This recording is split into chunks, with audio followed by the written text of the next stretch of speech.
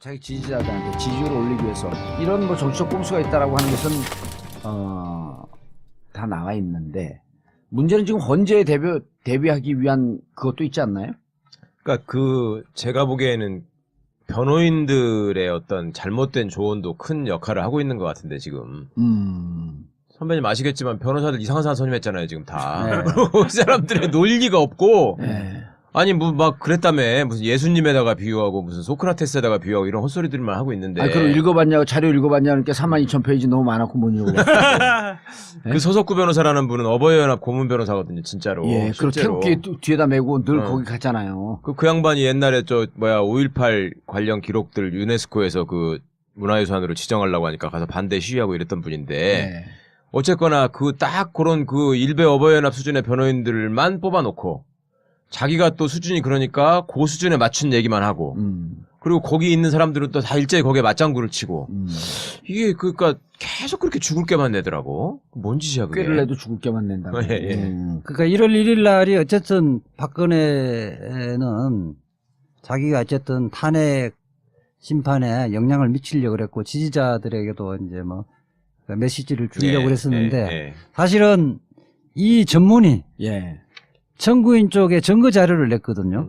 그러니까 그 이야기는 뭐냐면 앞부분에 보면 지금 내를 도와주었던 분들은 다 구속 기소됐던 사람 이야기하거든요. 구속 기소됐던 사람 아무 죄가 없다고 이야기한 거 아니에요. 이거는 준법 의식이 대통령이라는 그렇죠. 작자가 준법 의식이 전혀 없다는 걸 드러낸 거거든. 기본적으로 공사구분을 못한다는 걸 자인한 거야. 또 뒤에서 또 이야기하겠지만은 세월호 내가 한번 어떤 희생자가 한 사람 희생자가 없도록 조치를 하라고 한마디 했으면 대통령 할 일 다 한 거 아니냐. 그러니까 이거는 대통령이 무슨 일을 해야 하는 자리를 스스로 모르고 있다는 거예요. 이 두 가지만 하더라도 더 이상 대통령직을 유지할 수 없는 이유가 되는 거예요. 그래서 요번에 탄핵 소추 쪽 청구인 쪽 대리인들이 내가 대리했으면 증거 자료 내겠다 했는데 오늘 냈었죠. 냈어요. 그러니까 이게 그러니까 사실은 헌법재판관들하고 지난 목요일죠. 1월 5일날 증거 자료를 낸 거예요? 그렇죠. 무슨 증거 자료? 그러니까 탄핵 사유를 입증할 수 있는 증거 자료를 낸 거죠. 그러니까 여기서는 박근혜 발언을 법치주의를 말하자면 파괴하고 준법 의식이 없다는 거와 대통령이 무슨 일을 해야 하는지를 모르고 있다는. 그러니까 우리가 봐도 만주 변호사는 내가 봐도 이미 자기 죄를 다 인정을 해버린 거예요. 거기에 말하면 안 되거든. 또 하나가 그게 있죠. 지금까지는 부정을 했었는데 국민연금에 지시를 했다는 것을 시인을 한 거죠. 그 다음에 그렇게 나오면 다른 증거하고 이렇게 엮어서 보면 법률 판단만 남는 거거든. 아니, 사실을 입증하기 어려운데 본인이 다 인정해버린 거죠. 왜 그랬어요, 그거를? 아니 그래서 말씀드리잖아요. 수준이 다 그런 사람들끼리 모여 있다 보니까 옛날부터 원래 박근혜 앞에서는 그렇게 하면 안 된다고 말할 수 있는 사람이 없다는 거 아니에요. 근데 변호사 말은 들어야 되거든요, 적어도. 그리고 변호사가 변론을 제대로 하려면 자기가 처해 있던 상황을 솔직하게 다 얘기를 해줘야 돼요. 그래서 변호사한테 비밀 유지 의무가 있는 거 아니에요. 근데 변호사들이 지금 박근혜도 제대로 만나지도 못했다는 거잖아. 20일 준비 절차 세 번째 3차 준비 절차 기일에 기자들이 물어보니까 실수로 못 만났다고 했잖아요. 그래서 어떻게 됐냐 그러니까 조대환 민정수석을 통해서 만났다. 그러니까 이제 달래져 버렸죠. 그 다음 날 부랴부랴 만난 거예요. 그걸 1시간 30분 동안 만났는데 지금 문제는 우리 변호사가 제대로 변론을 하려면 변호사하고 당사자하고 직접 만나서 심도 있게 이야기를 해야 되는데 지금 문제는 스리쿠션으로 보고 있거든. 조대한 민정수석이 만나서 정리하고 그걸 갖고 간접적으로 또 그걸 갖고 이제 대리인단에 주거든요.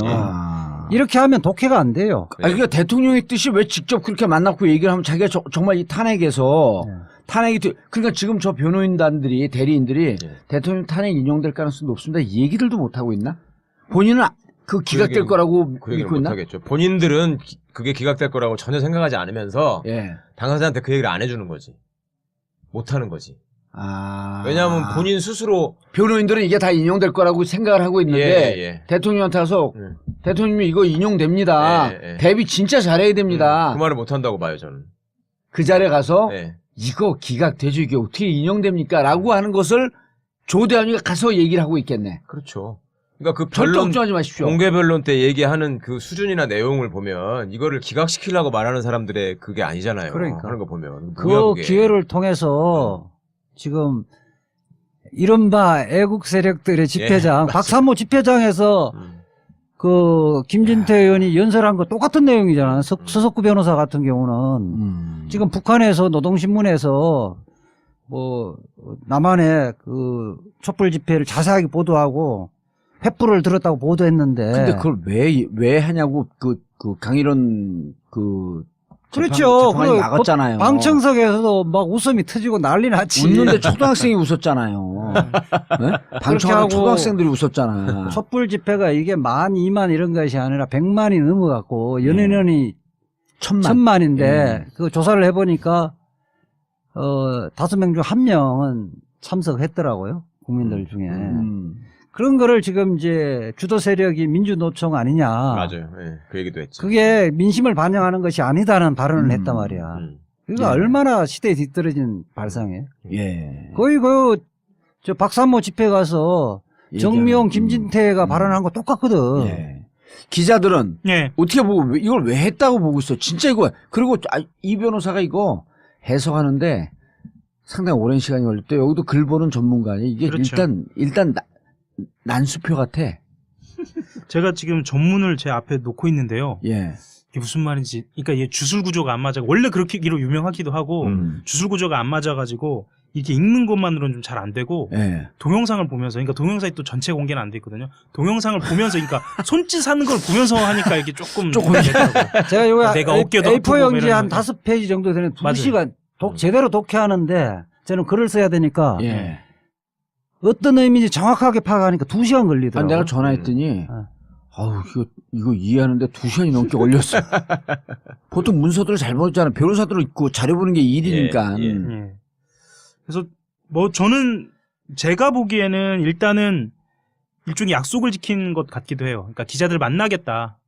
그러니까 지난번 담화 때 기자들 만나겠다라는 약속 하나 하고 말 그대로 소명하는 거 하나 하고 있었는데 전 소명이 실패한 것 같아요. 그러니까 법적인 걸 떠나서 저는 그냥 이 대언론 그리고 대여론전을 펴겠다고 할 때, 예를 들면 홍보수석이나 정무수석이 전략을 짤 때라고 생각을 한다면 최소한 카드가 있어야지. 카드가 있었어야 반전 하는데 카드가 있어야죠. 예를 들면 예를 드는 거예요. 소문으로 돌았던 예를 들면 무슨 어디가 아팠다더라.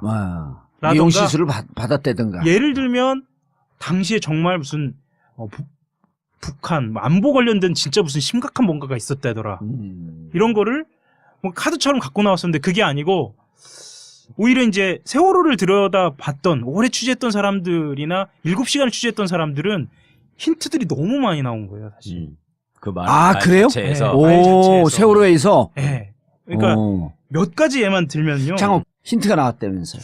그러니까 뭐 명확치는 않습니다. 명확치 않은데. 그래도 그냥 세월호 최고의 전문가 아니야 이제.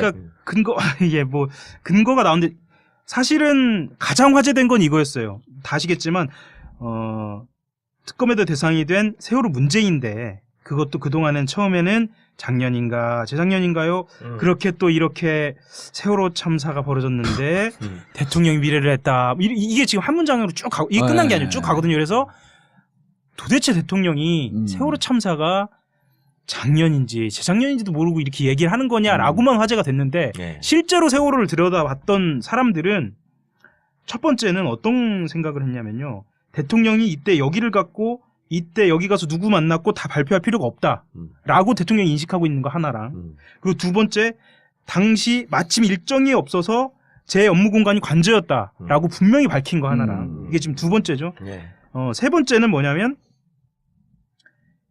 중대본에 간 시간이 5시 넘어서잖아요. 5시 11분인가 그렇죠. 그렇죠. 그런데 본인이 가려고 했던 시간을 이런 식으로 얘기를 했어요. 가려고 했으나 가지 못한 이유를 중대본에도 조금 무슨 사고가 있었는지 이런 말을 표현해요. 이런 말을 해요. 그러면 이건 무엇인지에 대해서 알아봐야 하고요.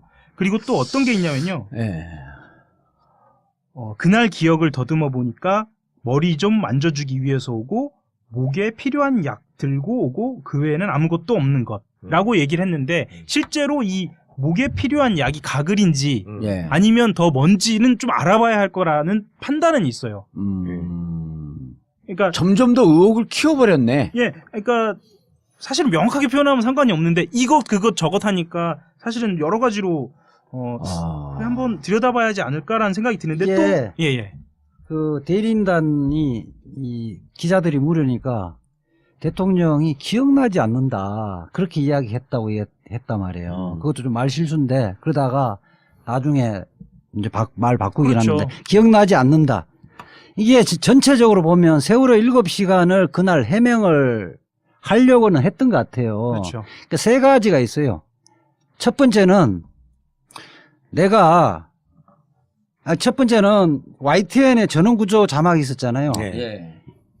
그거 믿고 있었다. 그렇죠. 그 대목도 지금 등장을 있었다고 하는데 사실은 그 문제하고 그다음에 내가 한 명의 희생자 없도록 지시하지 않았느냐.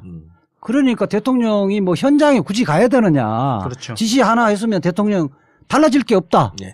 이거 하나 하고 그러니까 2시 50분에 어쨌든 김장수 안보실장으로부터 이렇게 유선 보고를 받잖아요. 예. 근데 아까 중대본에 갔던 게 5시 10분이죠. 예. 그러니까 이게 2시간 몇 분인가 그러면?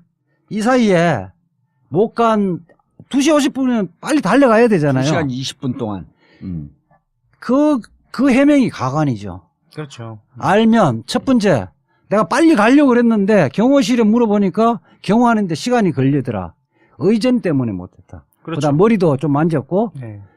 의전 때문에 내가 시간 빨리 못 갔다. 그다음에 중대본에서 확인해 보니까 거기도 의전이 필요했겠죠. 의전 준비 시킨다고 해갖고 2시간 몇십 분간 협의했다는 거를 태연하게 이야기하고 있는 거예요. 그렇죠. 네.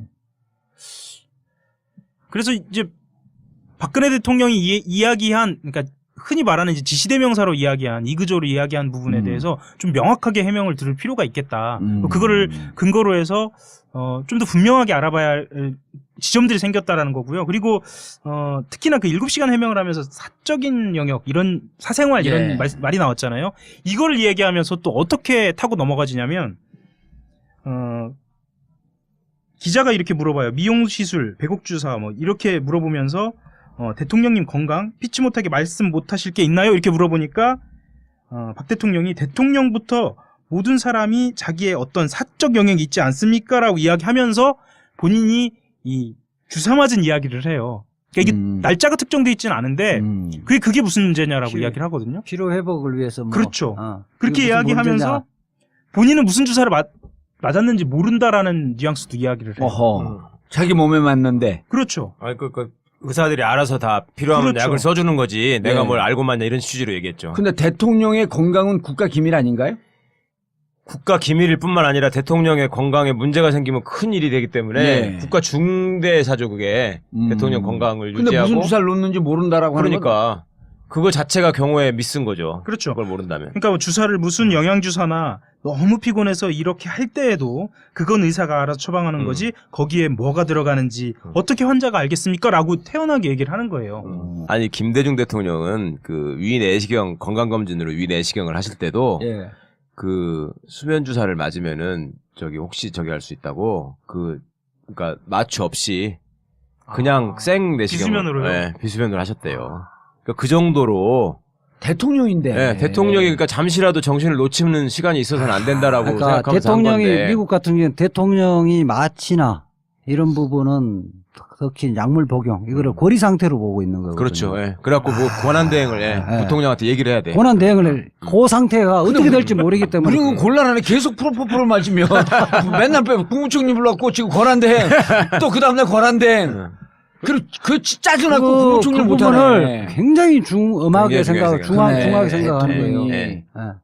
그리고 대통령이 잠에 침소에 들었을 때 중요한 시간이 되는 거 아니에요. 저렇게 잠들었을 때 무슨 사고 나면 이 경호하는 사람들 또 국가 안보로 책임지는 사람들 더 긴장하고 있을 거 아니에요. 그러니까 수면 내시경을 내가 하고 있는 사이에 예를 들면 북한이 공격하면 어떡하냐. 대통령이 결정을 해줘야 될 텐데. 아하. 그런 생각을 한 거죠. 그렇기 때문에 대통령의 건강이나 수면 이런 그 약을 맞는 것은 예. 국가의 기밀이 되는 거네. 그 중요한 업무고 음. 경호실의 중요한 업무이고 청와대 직원들이 아주 중요한 업무고.